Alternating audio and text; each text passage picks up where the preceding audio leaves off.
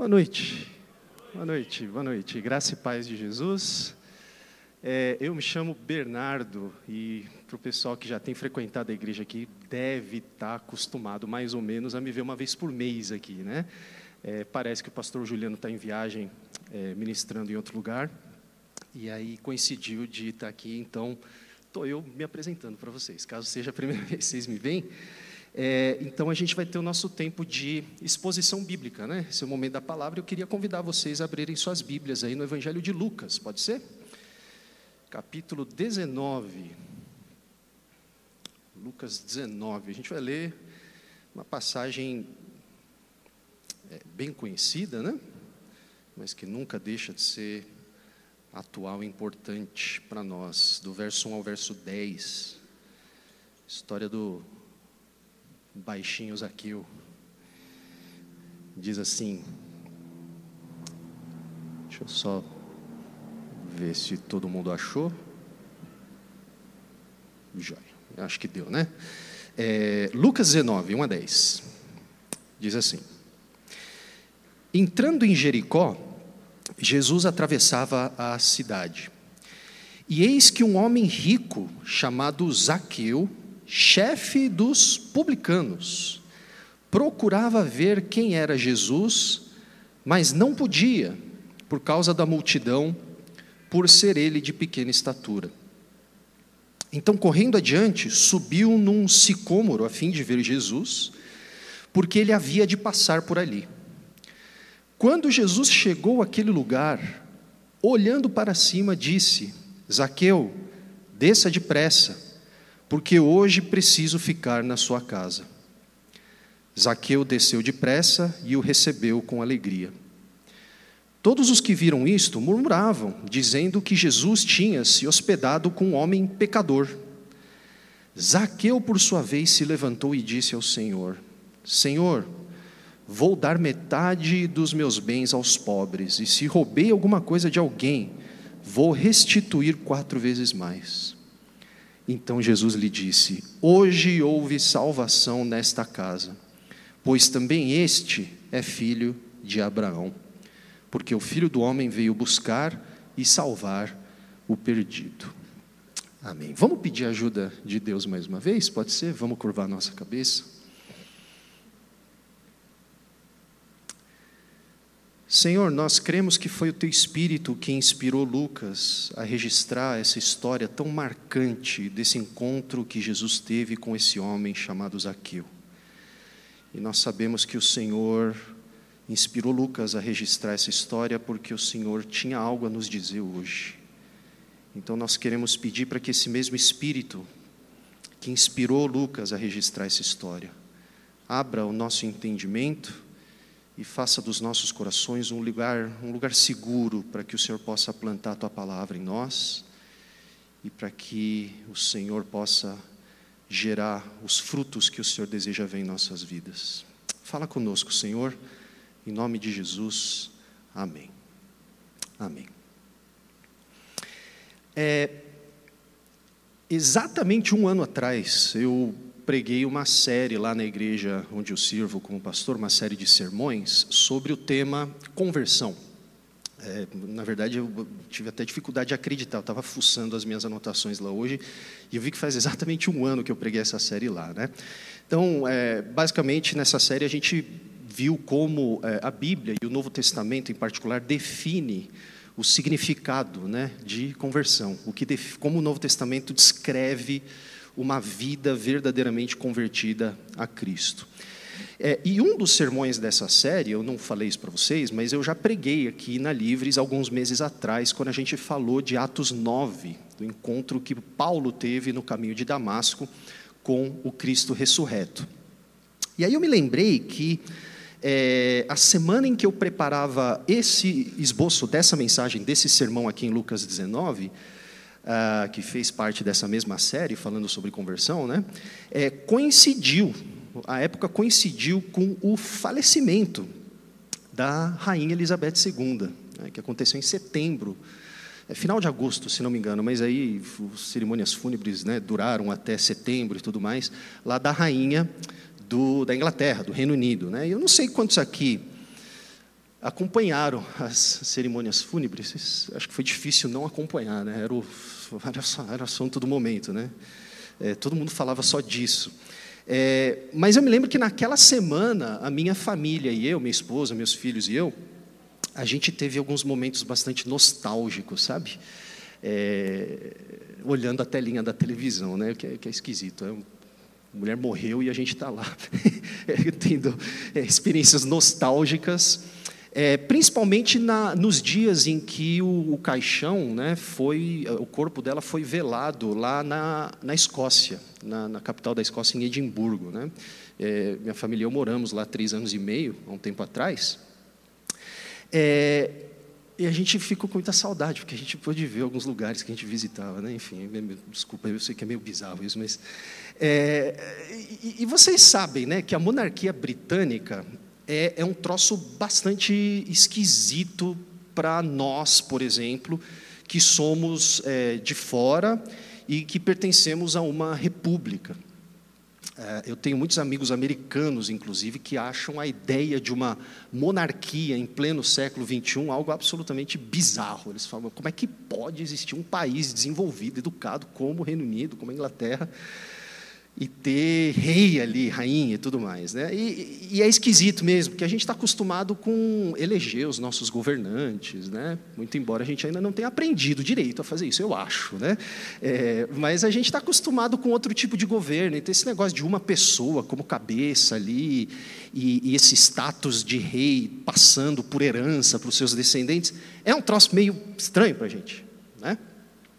Só que eu vou confessar um negócio para vocês aqui, tá? Não me julguem, por favor, não me julguem. Mas eu vou confessar aqui, tendo vivido quase 4 anos lá naquela ilha, em terras britânicas, né? Eu acabei adquirindo bastante admiração pela coroa britânica, né? Isso não significa que eu virei monarquista, tá? Não quero a volta da monarquia aqui do Brasil, né? O que eu estou dizendo apenas é que eu passei a entender melhor o orgulho que os britânicos têm pela coroa, pela rainha, pela monarquia. Então eu percebi que, por mais complexa que possa ter sido a história lá da Elizabeth II, ela foi a primeira ou a segunda, me foge agora da memória, a primeira ou a segunda monarca da história da humanidade mais longeva, né? Que reinou por mais tempo, uma coisa impressionante. E a gente sabe que não dá para você ter uma vida longa desse jeito sem uma boa dose de complexidade. Mas por mais complexa que tenha sido a história dela, uma coisa que eu percebi foi que o senso de identidade, sabe, que ela sedimentou na consciência dos britânicos, é uma coisa realmente extraordinária, que eu acho que a gente não consegue imitar aqui, infelizmente. Agora, infelizmente, esse sentimento de admiração que eu tenho pela monarquia britânica nunca vai poder passar de admiração. Porque, embora o nosso caçula, o Rafael, tenha nascido lá em Edimburgo, né, ele não tem passaporte britânico. O passaporte dele tem lá a República Federativa do Brasil, né? A gente nunca vai poder, na verdade, por mais que a gente admire, a gente nunca vai poder usufruir de todos os benefícios dos súditos lá da rainha Elizabeth II, ou no caso agora do rei Carlos, né? Rei Charles III, né? A única coisa que a gente pode usufruir é das músicas do Ray Charles, não do rei Charles III, né? Mas, enfim. A razão por que a gente não vai poder fazer isso é que o Reino Unido, pessoal, reconhece a cidadania apenas com base em ancestralidade. Ou seja, só é britânico, não importa você ter nascido lá. A minha filha nasceu no Canadá, ela é canadense, a mais velha. O meu filho não, ele nasceu lá, mas ele é brasileiro, porque só é britânico quem é filho de britânico, certo? Então, por mais que eu possa, né, ostentar aqui, me achar, né, ostentar informação de que eu tenho um filho que nasceu na Escócia, né? Tanto faz, não faz diferença nenhuma, porque ele nunca vai ter as credenciais de um cidadão do Reino Unido. Por que eu estou falando isso para vocês? Eu não sei quantos aqui sabem disso, mas entre os judeus do primeiro século, que aguardavam a chegada do grande rei escatológico, o grande rei definitivo da nação, que restauraria todas as coisas e estabeleceria o reino de Deus na terra, entre esses judeus existia uma discussão grande sobre quem exatamente poderia ostentar as credenciais corretas para fazer parte desse reino. Os judeus na época de Jesus constantemente discutiam, quando o reino chegar, quem que vai fazer parte desse reino? Certo? E nas páginas dos evangelhos, aliás, a gente vê uma variedade considerável de grupos se definindo em torno de características e práticas particulares que na cabeça de cada um desses grupos os colocariam em uma posição privilegiada no reino de Deus. Então você já se perguntou por que nos evangelhos tem tanta gente diferente? Tem um grupo chamado os fariseus, né? Conhece a história da irmã que foi perguntar para o pastor quem eram os fariseus? Aí o pastor falou, os fariseus eram terríveis. Isso aqui eu ouvi do meu colega lá do seminário, o doutor Stephen Kirchner, que tem quase 50 anos de experiência de ensino teológico. Ele me contou essa história. Ele falou, quem eram os fariseus, pastor? Aí o pastor olhou para a mulher e falou, os fariseus eram terríveis. Porque eles ficavam farejando o pecado dos outros, né? E a irmã perguntou, e os saduceus, pastor? Não, os saduceus, esses são piores ainda, porque eles viviam seduzindo as mulheres, as igrejas e tudo mais, né? Mas você já se perguntou por que tem tanto grupo diferente? Tem fariseu, tem saduceu, tem escriba, tem chefe dos sacerdotes, tem os sacerdotes, tem os anciãos, tem Lucas Marcos e Mateus não dão tanta importância para esse grupo, mas Lucas vai mencionar os zelotes. Tem um monte de grupo. Por quê? Porque naquela época, cada grupo entendia as prerrogativas de fazer parte desse povo definitivo que entraria de fato no reino de Deus, de forma, cada um da sua forma. Agora, o denominador comum de todos esses grupos era, sabe o quê? Ancestralidade. Todo mundo discordava de alguma coisa, esses grupos, mas naquilo que eles concordavam, uma dessas coisas mais importantes que eles compartilhavam em comum era que todos acreditavam que para fazer parte do reino, o pré-requisito era você ser descendente de Abraão. Então, ser descendente de Abraão era considerado o pré-requisito básico de qualquer cidadão legítimo do reino de Deus, quando esse reino viesse. E qual que era a lógica? A lógica era muito simples, pessoal. Já que lá em Gênesis, Deus tinha iniciado o seu plano de redenção do mundo a partir de Abraão, prometendo para Abraão, entre outras coisas, uma descendência, a expectativa dos judeus, muitos séculos depois de Abraão, passou a se apegar na ideia de que ser descendente de Abraão colocaria o sujeito quase que automaticamente no rol de membros do reino de Deus. Sabe aquela coisa do eu nasci berço evangélico? Mas nem adianta falar da Bíblia para mim, que eu sei tudo, que eu nasci em berço evangélico. Era mais ou menos isso, guardadas as devidas proporções. A grande questão, porém, pessoal, é que lá em Gênesis, quando Deus prometeu uma descendência a Abraão, o que Deus queria com essa descendência não era fazer dessa descendência um grupo privilegiado, meramente. Não era despejar sobre esse grupo, sobre a descendência de Abraão, privilégios incondicionais, como o rei Carlos III herdou recentemente da Elizabeth II, sem fazer nada, só porque ele era filho da Elizabeth, só porque ele era descendente. Na verdade, a eleição da descendência de Abraão tinha um objetivo missional. Deus promete uma descendência a Abraão, para que por meio dessa descendência, todas as demais nações da terra pudessem conhecer a glória do Deus do universo. Isso significa que, quando Deus escolhe Abraão e promete a ele uma descendência, ele está indiretamente escolhendo o mundo inteiro, porque a intenção de Deus é abençoar todas as nações por meio dessa descendência. Portanto, ser um verdadeiro descendente de Abraão nunca se resumiu, pessoal, somente a ter o material genético do patriarca. Ser descendente de Abraão sempre teve a ver com viver de acordo com o propósito que Deus sempre teve de resgatar o mundo e de revelar o seu caráter ao mundo por meio dessa descendência. É por isso que, ao longo da história de Israel, teve um montão de gente que não nasceu da linhagem de Abraão, mas que foi incluída no povo da aliança por conta da sua demonstração de fé em Deus. Por exemplo, Raabe, que foi aquela prostituta que acolheu os espiões lá em Jericó, vocês se lembram da história de Raabe? Ela entra na genealogia de Jesus, turma. Tá? E Ruth, por exemplo, que era uma moabita, pertencia a um povo historicamente hostil ao povo de Israel, mas que por conta da sua fé em Deus foi inserida dentro também da linhagem do próprio Jesus. E é pela mesma razão que o exílio, aquele fim trágico da história de Israel, aconteceu mesmo com aqueles que tinham o DNA de Abraão. Trocando em miúdos, pessoal, ter o sangue de Abraão, mas não viver segundo o caráter do Deus que tinha feito uma aliança com os descendentes de Abraão, sempre foi visto por Deus como uma incoerência.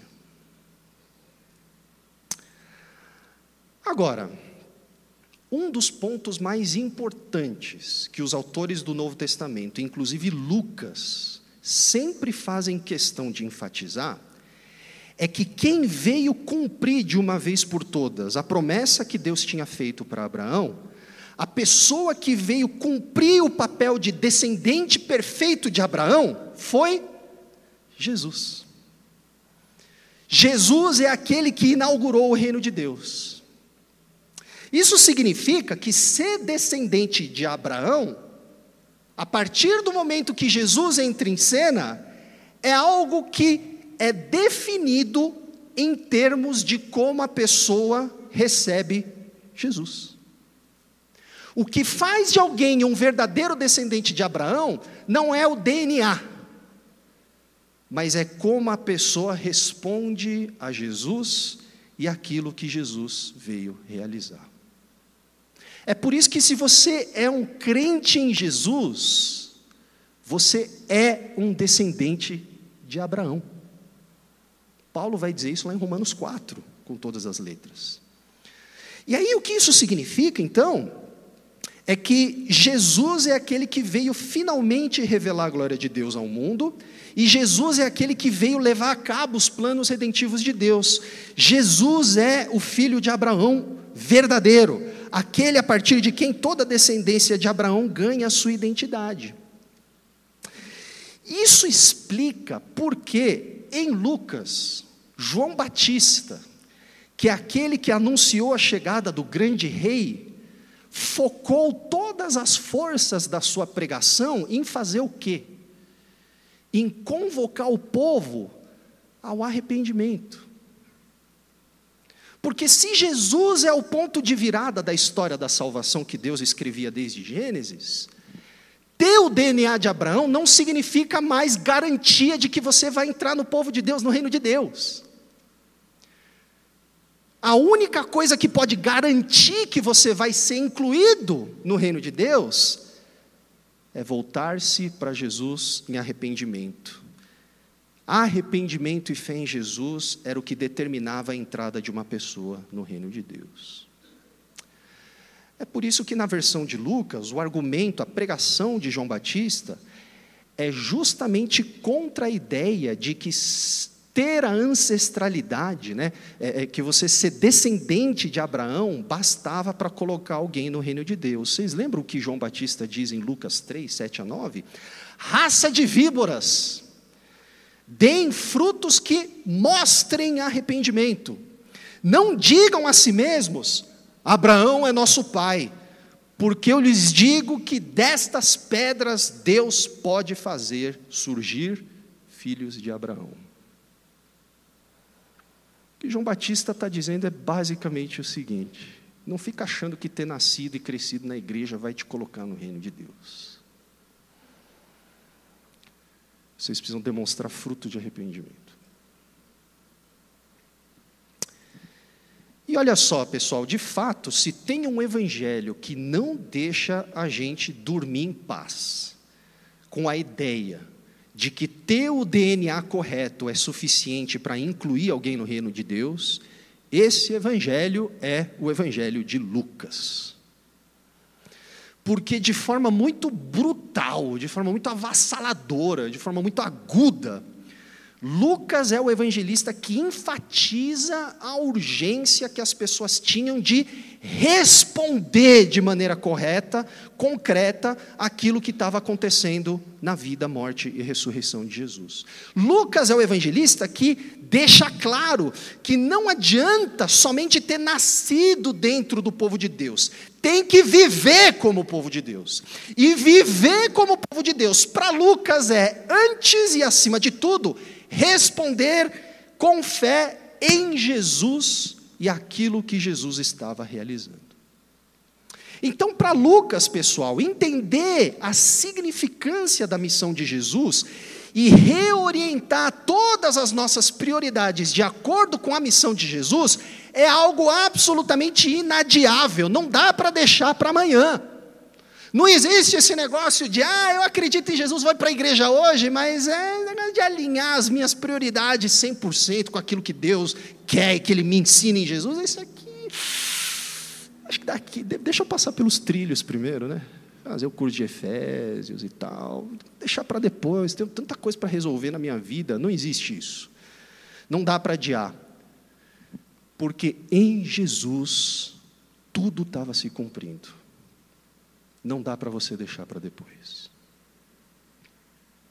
O reino de Deus, em outras palavras, chegou. Está aqui. Jesus trouxe o reino de Deus. E por isso, não há mais o que esperar. Não há mais tempo a perder com coisas que não dizem respeito ao reino de Deus que Jesus inaugurou. E dentro, então, dessa perspectiva de Lucas, uma das formas mais concretas, isso aqui é importante, tá? Olho no lance. Uma das formas mais concretas e reais e verdadeiras de demonstrar esse arrependimento é expressar a integridade do caráter de Deus por meio do alinhamento da nossa vida com a justiça de Deus. Lucas é obstinado nisso. Só entra no reino quem crê em Jesus, e só pode crer em Jesus quem se arrependeu dos seus pecados, e só pode dizer que se arrependeu dos seus pecados e creu em Jesus, quem expressa essa realidade de forma concreta, alinhando toda a sua vida à justiça de Deus. E a gente vê isso também já na pregação do João Batista. Quem tem 2 túnicas, dê uma a quem não tem nenhuma. Quem tem comida, faça o mesmo. Não cobrem nada além do que lhes foi estipulado, publicanos, cobradores de impostos. Não pratiquem extorsão, soldados. Contentem-se com o seu salário. Assim, gente, o próprio Jesus, em continuidade com João Batista, o tempo todo no Evangelho de Lucas está fazendo o quê? O tempo todo Jesus está chamando as pessoas a demonstrarem a sua fé nele por meio de atos concretos de generosidade, de compaixão, de partilha. Jesus não está chamando as pessoas a participar de um movimento, a frequentar o louvorzão. Jesus está convocando as pessoas a tomarem sobre si as prioridades do próprio Jesus. Vivam agora uma vida de compaixão. Vivam agora uma vida de generosidade, de partilha. E não é à toa, pessoal, que muitos teólogos gostam de falar da preferência pelos pobres, na hora de descrever essa atitude de Jesus no Evangelho de Lucas. Só que antes de a gente ficar confuso sobre esse tema de Jesus gostar dos pobres em Lucas, deixa eu fazer alguns esclarecimentos muito importantes aqui, tá, gente? Porque tem muita confusão no meio evangélico sobre esse assunto. Em Lucas, pessoal, a pessoa que não é generosa com os pobres, a pessoa que se preocupa o tempo todo só com o quanto ela pode ganhar e acumular para si, a pessoa que vive o tempo todo pensando em quanto mais ela pode ganhar, e ela não pensa nenhum segundo do dia em como compartilhar aquilo que Deus deu para ela com aqueles que não têm, essa pessoa está longe de poder dizer que foi salva. O cara pode ter nascido e crescido na sinagoga, pode ter passado pelo bar mitzvah, pode recitar a Torá de cor e salteado, pode até ser membro do partido farisaico. Se a pessoa não vive uma vida de generosidade, para Lucas, ela não pode dizer que encontrou salvação. Pô, mas o cara está todo domingo lá chorando na frente, ajoelhado, com as mãos levantadas. Qualquer um faz isso. Qualquer um faz isso. Para Lucas o padrão é outro. Porém, presta muita atenção, tá, gente? Para Lucas, isso é verdade não porque Deus tem alguma coisa contra o dinheiro. Tá? Não é porque Deus tem alguma coisa contra você ser bem-sucedido no seu trabalho. Não é como se ser pobre fosse um mérito para Deus. Tem gente que quer santificar os pobres, né? E se a gente gostar dos pobres, Deus vai gostar da gente, porque os pobres já estão no reino de Deus, aparentemente. Não é por isso. Não é por isso no Evangelho de Lucas. Aliás, em Lucas, esse negócio chamado riquezas, pessoal, e pobreza, inclui dinheiro, ou a falta dele no caso, mas são categorias que não se resumem ao dinheiro. Riqueza é um troço que pode incluir, sabe o quê? Qualquer forma de afirmação de status que você possa usar para se orgulhar. Eu tenho um PhD. Você não tem. Isso é riqueza. Nossa, eu sou daquela igreja, sou do movement. Nossa, isso é riqueza. Eu não votei naquele candidato. Obrigado, Senhor, porque eu não sou como esse pecador. Eu votei no candidato certo. Riqueza. Isso fica muito claro, aliás, na parábola do fariseu e do publicano. Vocês lembram da parábola do fariseu e do publicano? Que é contada por Lucas. 2 caras vão orar no templo, um é fariseu e outro é publicano, certo? Quem eram os publicanos? Vocês se lembram? Cobradores de impostos, funcionários públicos, emprego garantido, segurança. Certo? Quem era o financeiramente rico entre esses dois? O publicano. O publicano tinha mais dinheiro que o fariseu. Só que qual que é o problema ali? O problema é que o fariseu se achava rico moralmente. Ele olhava para Deus e falava: eu não sou que nem esse miserável pecador publicano. E o que Jesus diz? Quem saiu do templo justificado por Deus foi o publicano. Certo? Então, riqueza não é só dinheiro. Riqueza é tudo aquilo no que você se apega para afirmar a sua identidade. E, na verdade, em Lucas, as riquezas são um problema, porque qualquer riqueza, meus irmãos, a quantidade de seguidores que você tem nas suas redes sociais, a sua reputação, a sua fama, a sua posição na sociedade, qualquer forma de riqueza, seja ela financeira, intelectual ou religiosa, tem um potencial idólatra. O problema da riqueza, portanto, é que a riqueza tem esse poder de nos fazer pensar, que nós somos deuses, e que nós não precisamos mais do Deus com D maiúsculo, porque está tudo garantido. Eu tenho o melhor convênio, mano, cobre os melhores hospitais, e está tudo garantido, porque a empresa paga, né?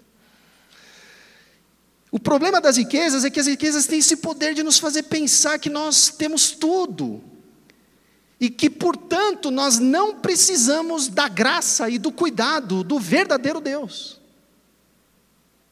E o pior de tudo é que o amor pelas riquezas nos leva a medir o nosso próximo, a medir o valor humano a partir daquilo que nós temos e que o nosso próximo não tem. E aí a consequência é que a gente exclui quem não pertence ao mesmo grupo que o nosso. É ou não é verdade que quando a gente vai para um lugar que é de uma categoria que a gente... eu já subi de nível, né? Já potencializei as minhas possibilidades, né? Já virei cabeça. E aí quando a gente olha e vê quem pertence a outra categoria, né? A gente olha de cima para baixo. O ponto é esse, é que as riquezas têm o potencial do nosso coração de serem usadas por nós mesmos para determinar o nosso valor e a que grupo nós pertencemos, de modo que nós passamos a excluir quem não se encaixa em nossos padrões. Então, pessoal, quando Jesus comanda os seus discípulos, Ele não está aconselhando os discípulos, Ele está ordenando para que os seus discípulos, o tempo todo, vão em direção aos pobres, vão viver vidas generosas, vão praticar compaixão, vão praticar partilha. Não é porque as riquezas são essencialmente más, é porque o reino de Deus chegou, uma outra realidade foi inaugurada, e o povo de Deus agora precisa viver segundo a lógica desse reino que já chegou. E a lógica desse reino que já chegou em Jesus é a lógica da misericórdia, é a lógica do amor, do serviço, do caráter gracioso de Deus. Porque Deus, pessoal, não é um Deus mesquinho, Deus não é um Deus ganancioso, Deus não é um Deus egoísta. Eu fico impressionado com a quantidade de deuses que são pregados só debaixo da embalagem Jesus, que são deuses gananciosos. Deus não precisa do seu dinheiro não, mano, você vai dar o quê para Ele? E você acha mesmo que Deus vai ter a obrigação de te fazer rico porque você não atrasou o dízimo? Você dá o dízimo porque o dízimo é dele. Você dá porque tudo que você tem veio dele antes. Portanto, Deus não é um Deus mesquinho, não é um Deus egoísta, não é um Deus inseguro, um Deus que, ai meu Deus do céu. O Deus que se revela em Jesus, o Deus do reino de Deus inaugurado por Jesus, é um Deus que doa, é um Deus que promove shalom, é um Deus que se interessa pelo bem comum, é um Deus que se compadece principalmente daqueles que não têm nada para dar em troca. E os verdadeiros descendentes de Abraão, portanto, são aqueles que vivem para imitar esse Deus. Portanto, pessoal, para Lucas, uma pessoa realmente salva não é uma pessoa que meramente se diz salva. Não é uma pessoa que tem um diploma na parede dizendo salvo, aceitou Jesus. Uma pessoa salva para Lucas é uma pessoa que dá frutos visíveis de pertencimento ao reino de Deus. E a pessoa que não é generosa com os pobres, que nunca se desapegou das suas posses, que só anda com quem pode retribuir com alguma coisa os favores que ela estende, nunca entendeu o evangelho de verdade e nunca pertenceu ao reino de Deus de verdade. Em Lucas, salvação não é meramente uma doutrina, salvação é um fato, é um evento empiricamente verificável, é um fenômeno visível na vida de quem foi salvo. Você foi salvo? Lucas perguntaria para você, então mostra. mostra que você foi salvo. Mostra que esse amor avassalador que Deus demonstrou em Jesus, de fato tomou posse do seu coração. Mostra que você foi salvo. Tiago diz algo muito parecido. O diabo também crê em Deus. Os demônios também creem em Deus. Creem e tremem. Mas a fé sem obras é morta. Bernardo, a gente não leu sobre Zaqueu, por que você está falando todas essas coisas sobre posses e riquezas e salvação?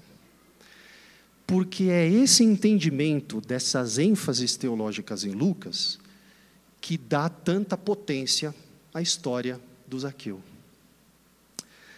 Alguns meses atrás, quando a gente falou sobre a conversão do Paulo, a gente viu que, segundo os padrões da sociedade judaica do primeiro século, se existia alguém que possuía todas as credenciais para entrar sem fila no reino de Deus, esse alguém era Paulo. Vocês se lembram? O pessoal que estava aqui provavelmente vai se lembrar. Zaqueu, por outro lado, exemplificava alguém que, embora fosse judeu, tinha perdido todas as credenciais de entrar no reino de Deus. Por quê? Porque Zaqueu era um publicano. Quem eram os publicanos? Os publicanos eram judeus que cobravam impostos de outros judeus para dar esse dinheiro para os romanos, que eram os opressores impuros pagãos que estavam dominando os judeus. E o detalhe aqui é que Roma não pagava salário para esses caras. Você sabe como é que funcionava o sistema tributário do Império Romano? Era um esquema de pirâmide. Conhecem esquema de pirâmide? Já caiu nessa? Eu já caí uma vez nessa, então por isso que eu conheço. Né? O ódio, né? Enfim, a gente já perdoou, né? Mas era mais ou menos um esquema de pirâmide. Por quê? Porque Roma cobrava impostos das nações que eles dominavam. Só que para fazer esse trabalho sujo, eles não contratavam romanos. Eles contratavam cidadãos do próprio povo que eles dominavam. Só que eles não pagavam salário para esses caras. Eles chamavam as pessoas, por exemplo, o irmão Adilson está aqui, né? Olha, você vai cobrar imposto dessa região aqui, da Zona Sul, da Judéia, né? E aí, qual que vai ser o seu retorno financeiro? Você vai cobrar o imposto que a gente quer que você cobre, sei lá, 10 denários. O excedente é comissão sua. O excedente é comissão sua. Então, o Adilson, empresário, empreendedor que ele é, né? Fez aqueles cursos lá de empreendedorismo e tal. Ele contrata o sobrinho, a sobrinha não, né? Tudo homem, né? O sobrinho, o filho, o neto, o primo, e aí ele monta ali o serviço tributário do Adilson. Certo? E aí ele cobra o imposto dos romanos, mas ele embute a comissão de cada um desses funcionários. E a comissão do Adilson, que está no topo da pirâmide, só vai acumulando. Rapaz, é um negócio, não tem como dar errado. Dinheiro fácil. Por que é importante a gente saber disso? Porque quando a gente entende que era assim que funcionava o sistema tributário romano, por mais que muitos hoje possam até não ir muito com a cara de quem trabalha na Receita Federal brasileira, a nossa percepção da Receita Federal nem chega perto do ressentimento que a população daquela época tinha dos publicanos. Imagina que você é um ucraniano e você fica sabendo que o seu tio e os filhos do seu tio, todos os seus primos, estão cobrando impostos da sua mãe, embutindo a comissão deles para repassar esse imposto para o Vladimir Putin. Como é que você ia enxergar esse seu familiar, esse seu tio? Os publicanos, portanto, eram seres detestados. E eles eram tão detestados pela população da Palestina, pessoal, que embora eles fossem judeus, eles eram contados entre os pecadores. Lucas faz questão de colocar os publicanos sempre do lado dos pecadores. Então Jesus foi e encontrou quem? publicanos e pecadores. Basicamente, Lucas está dizendo, é tudo da mesma gentalha. E o caso do Zaqueu tinha mais um agravante. Lucas nos diz que ele era o chefe dos publicanos de Jericó, alguém que ficou muito rico, provavelmente se beneficiando desse sistema injusto de impostos romanos. Esse é o Zaqueu da história que a gente leu. É um cara que você olharia para ele e falava, cara, Senhor mandou a gente amar os inimigos, mas eu, Zaqueu, não consigo. Zaqueu, seria bom se o Senhor matasse ele, levasse ele daqui. Só que lá pelas tantas, pessoal, Zaqueu fica sabendo de um tal de Jesus. E Zaqueu fica sabendo que esse tal de Jesus veio inaugurar o tão aguardado reino de Deus na terra. Ele fica sabendo que esse Jesus é o verdadeiro descendente de Abraão. E diferentemente de Paulo, que achava que o Salvador do mundo seria alguém como Paulo, Zaqueu sabia, ele era alguém plenamente consciente de que ele não se encaixava nos padrões de dignidade dos seus contemporâneos, e portanto ele sabia que se o reino de Deus chegou mesmo na pessoa desse tal de Jesus, isso não seria necessariamente boa notícia para o Zaqueu. Porque se o reino de Deus chegou, Deus vai estabelecer a sua justiça. Ele vai passar a linha, e aqueles que são justos vão vir para cá, e aqueles que não são justos virão para lá. E o Zaqueu sabia que ele não ia para lá, ele ia para lá. Ele era um publicano que ficou rico com as comissões que ele ganhou nesse esquema de pirâmide, de impostos. Então, se Paulo sabia, ele achava, no caso, que estaria no começo da fila quando o reino de Deus viesse, Zaqueu sabia que estaria lá no final. Simplesmente torcendo para que as portas do reino de Deus não fossem fechadas na cara dele. Aliás, a descrição que Lucas nos dá da tentativa de Zaqueu de ver Jesus, não é somente que Zaqueu não conseguiu enxergar Jesus, porque Zaqueu era pequenininho. Lucas diz que ele não conseguia enxergar Jesus porque ele era pequenininho. Mas para imaginar a cena, Jesus está passando pela praça, tem uma multidão olhando para Jesus, e daí se Zaqueu era baixinho? Se ele é baixinho e ele é um cara rico, importante na sociedade, o que ele precisava fazer? Dá licença aí. Certo? Era simples. O meu filho vê tudo que ele quer. Ele está trombando assim, ele entra e não está nem aí. Então esse retrato de Zaqueu não conseguindo ver Jesus, é sim porque ele é baixinho, mas é porque ninguém está dando passagem para ele. Está todo mundo olhando para o Zaqueu e falando assim, agora você se vira, seu baixinho, sem vergonha, corrupto. Fica aí agora, você vai ver, não vai ver coisa nenhuma, não vou dar espaço não, fica aí. Vou ver Jesus passar aqui de camarote. Se vira, Zaqueu. Lembra aquela vez que eu atrasei um dia e você cobrou juros? Se vira, fica aí. Contudo, quando Zaqueu fica sabendo que esse Jesus está passando por Jericó, ele faz algo completamente inesperado. Em vez de fugir, em vez de se afastar, Zaqueu vai em direção a Jesus. Porque Zaqueu, segundo Lucas, quer saber quem Jesus é. A minha versão diz que Zaqueu queria saber quem Jesus é, mas no texto grego, o que Lucas está dizendo é que Zaqueu buscava conhecer a Jesus, quem ele era. Ou seja, o que Lucas está nos dizendo é que Zaqueu é alguém que, apesar de saber que ele não tem as credenciais adequadas para entrar no reino de Deus, ele reconheceu naquele momento que ele precisava conhecer esse Jesus. Se o reino de Deus chegou mesmo, se esse Jesus é tudo isso que esses caras estão falando, que os meus vizinhos estão falando, Eu não posso deixar essa chance passar, ele está passando pelo meu vilarejo.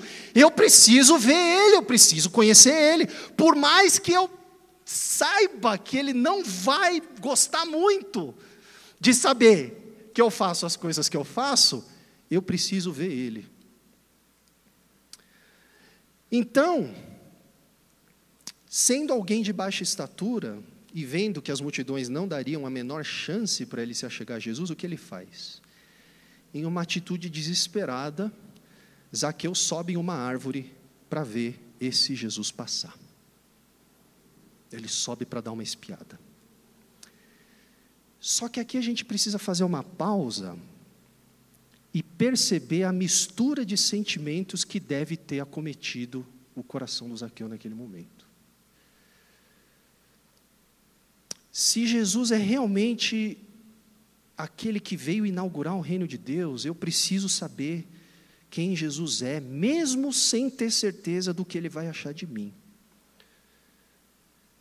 Se você fosse Zaqueu e você estivesse subindo a árvore e você finalmente avistasse aquele que todo mundo está dizendo que veio trazer o reino de Deus para a terra, como que você se sentiria? Sabe como eu acho que Zaqueu se sentiu? Numa mistura de medo com expectativa. Eu acho que Zaqueu ficou atrás das folhas, assim, ó. Eu quero ver Jesus, mas eu não quero que Jesus me veja. Eu quero saber quem é esse cara, mas eu não quero que ele perceba que eu estou aqui. Porque eu sei que eu não tenho muitas chances de ser aceito por ele. Mas se o reino de Deus chegou, eu preciso fazer alguma coisa, eu preciso saber o que fazer, eu preciso saber como reagir, eu preciso saber quem Jesus é. Será que existe alguma chance para mim? A atitude de Zaqueu subir na árvore, portanto, é quase que um tudo ou nada. Vamos para o tudo ou nada. Se o reino de Deus chegou, vamos ver.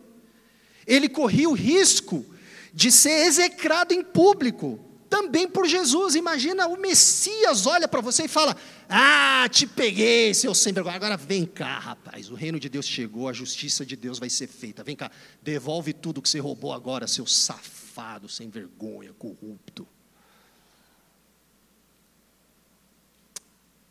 Zaqueu sabia disso.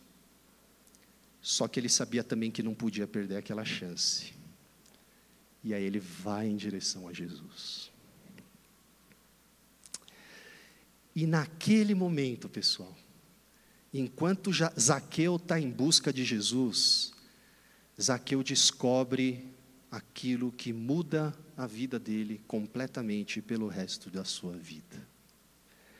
Enquanto Zaqueu está em busca de Jesus, Zaqueu descobre que é Jesus quem está em busca do Zaqueu. No exato momento em que Zaqueu sobe na árvore para ver Jesus, e ele olha para Jesus, naquele momento Jesus vira o rosto e olha para Zaqueu. E naquele momento em que os olhares se encontram, eu fico imaginando o coração do Zaqueu. Dum, dum, dum, dum, dum, dum, dum. E agora, mano? Oi, Jesus. Tudo bem? Adrenalina, apreensão. E naquele momento, enquanto Jesus olha na bola do olho do Zaqueu, enquanto a gente imagina Zaqueu ficando pálido, engolindo a saliva seco assim, sem saber o que vai acontecer com ele, Jesus se dirige a Zaqueu e não condena Zaqueu. Jesus dá um passo em direção a Zaqueu e acolhe Zaqueu. Zaqueu, desce aí rapidão. Estou com fome. Tem comida na sua casa? Eu sei que tem. Você é o chefe dos publicanos. Sabe aquela picanha que você está reservando para aquela data especial? Que tal se a gente fizesse hoje? Desce depressa, Zaqueu, porque eu quero ficar na sua casa hoje. Que coisa, né, gente? Eu vou confessar para vocês um negócio. Se eu tivesse ali naquela cena, eu teria muita dificuldade com Jesus. Porque sabe o que está acontecendo aqui? Em outras palavras, É Jesus dizendo que vai ficar hospedado na casa de um condenado pela Lava Jato. É Jesus dizendo que vai jantar na casa, vamos usar um exemplo mais atual, né, de quem está contrabandeando joias. É Jesus dizendo que quer fazer amizade com um sujeito que todo mundo sabe que é lobista e que vive cercado de político corrupto.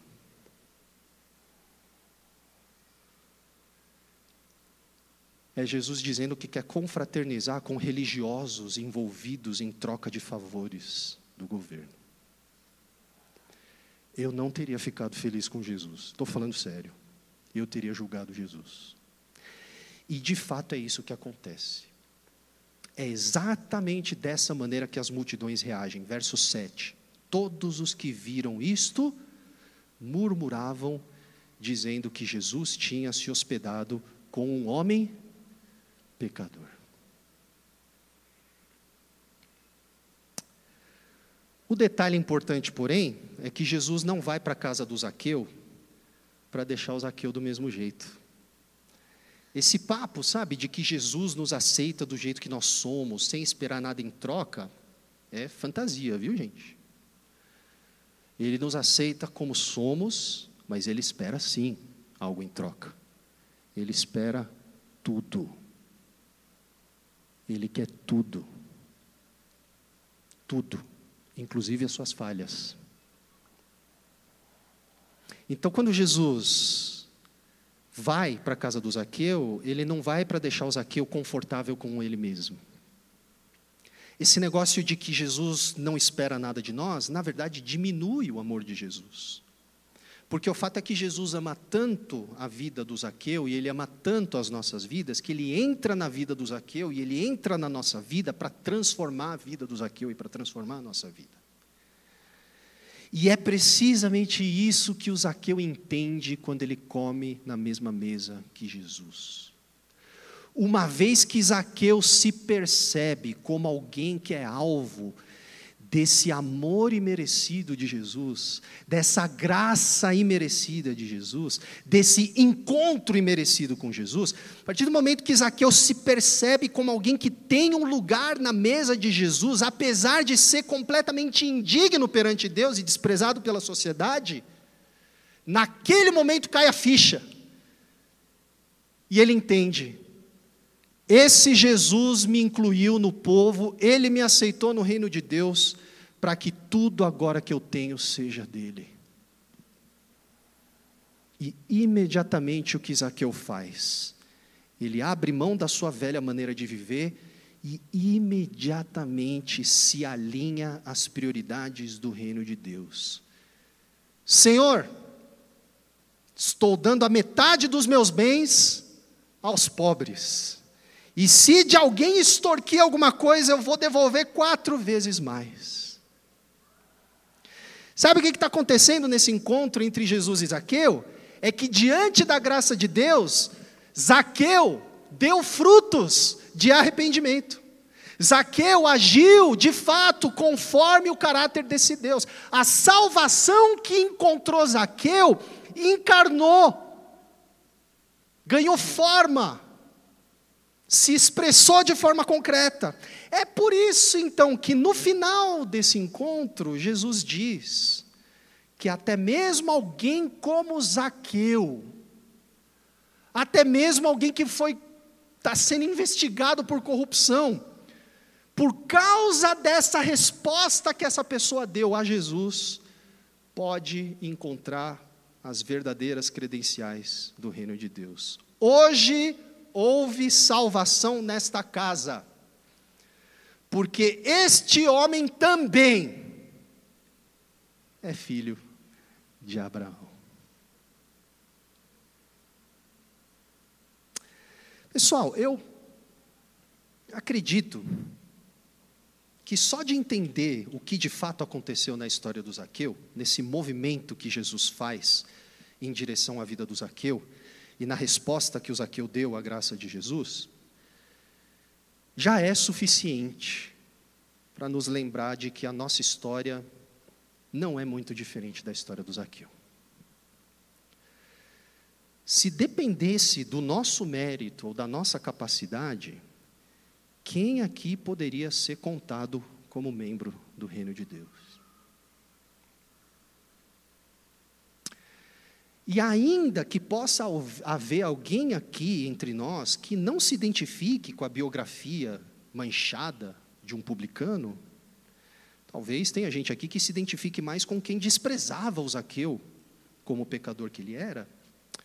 Sabe qual que é uma das forças dessa passagem?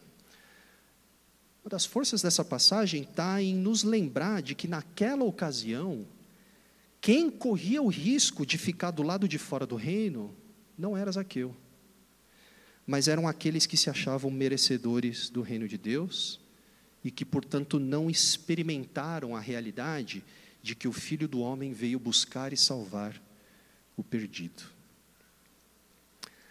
A verdade, porém, pessoal, é que como Zaqueu,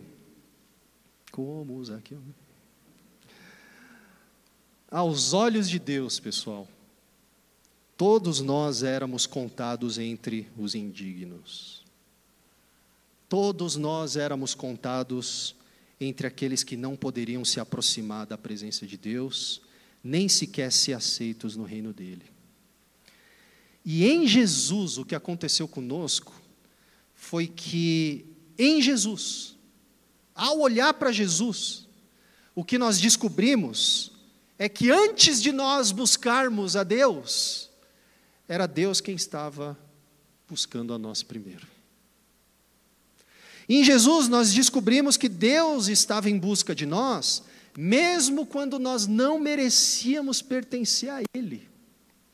Foi Jesus quem tomou a iniciativa de olhar para nós e de se sentar na mesa conosco para nos dar uma nova chance, para nos dar uma nova vida.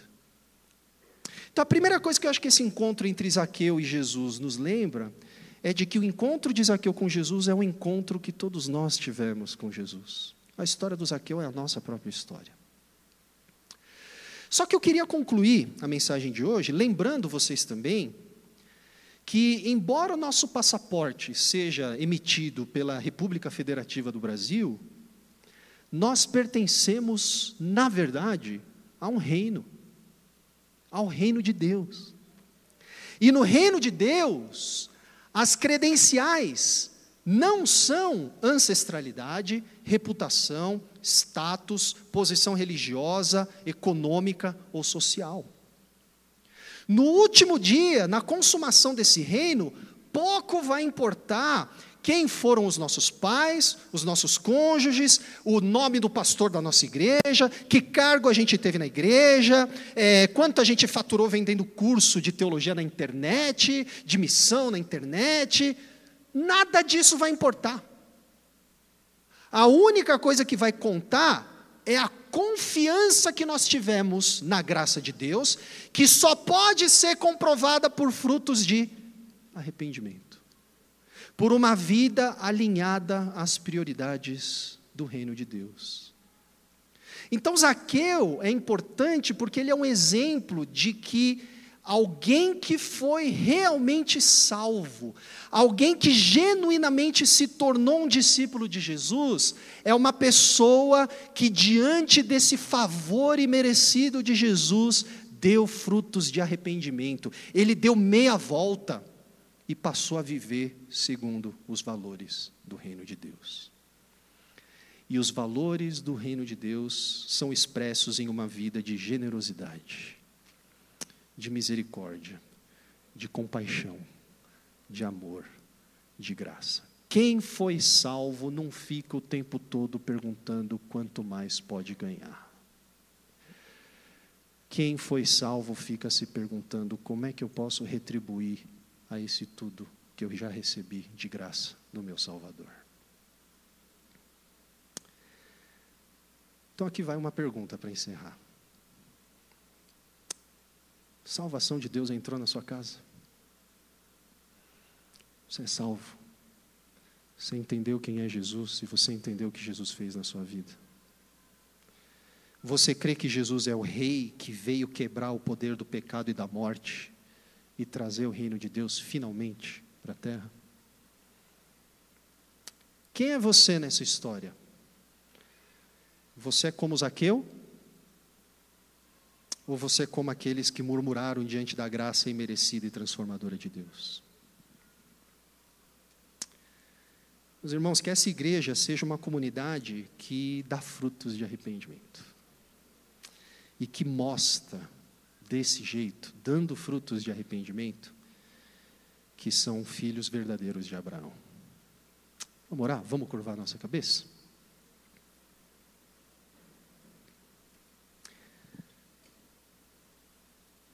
Senhor,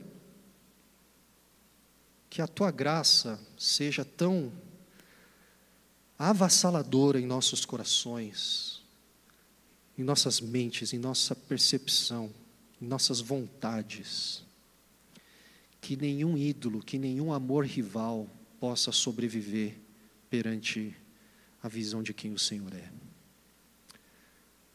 Nos ajuda a seguir o exemplo de Zaqueu, que ao encontrar esse amor surreal, essa graça absolutamente fascinante, respondeu de forma adequada, entregou tudo o que ele tinha para o Senhor. Porque é somente nisso que nós temos a verdadeira vida. Então nos ajuda a ser um povo que experimenta essa vida. Em nome de Jesus. Amém.